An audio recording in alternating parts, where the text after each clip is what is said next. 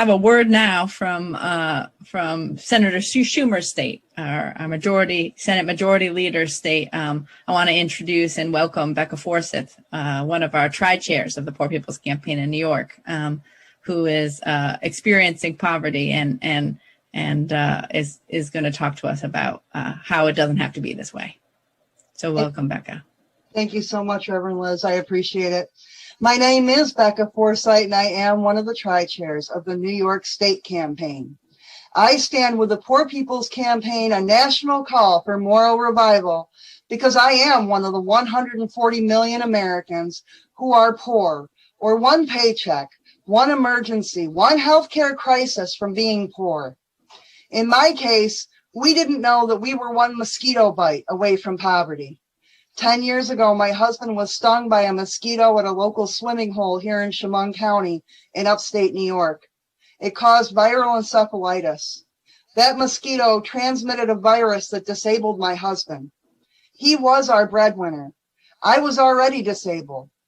Suddenly, we found ourselves in poverty.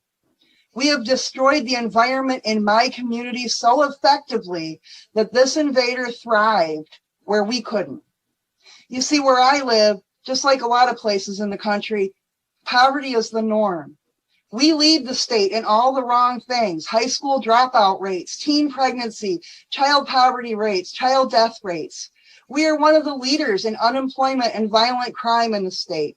We lead in lead in our toxic houses. We lead in obesity and its consequences. The leading causes of death in our county are cancer and heart disease. Our neighbors are suffering from being rent-burdened and living in food deserts.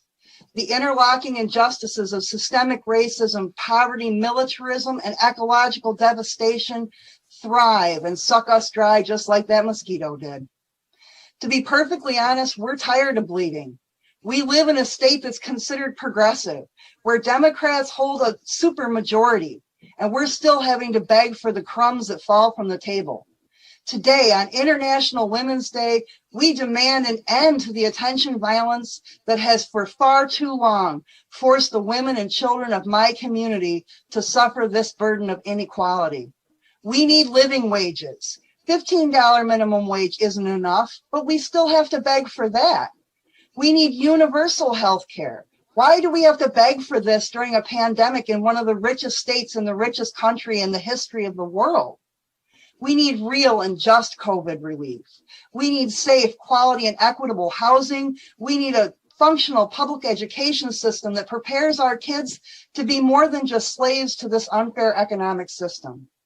We need those who represent us to prioritize right over wrong and people over profits. We need them to take their knees off our necks and let us breathe. Please call your legislators today. bit.ly at PPC Call Congress. We gotta tell them somebody's been hurting our people for far too long, and we will not be silent anymore. Thank you.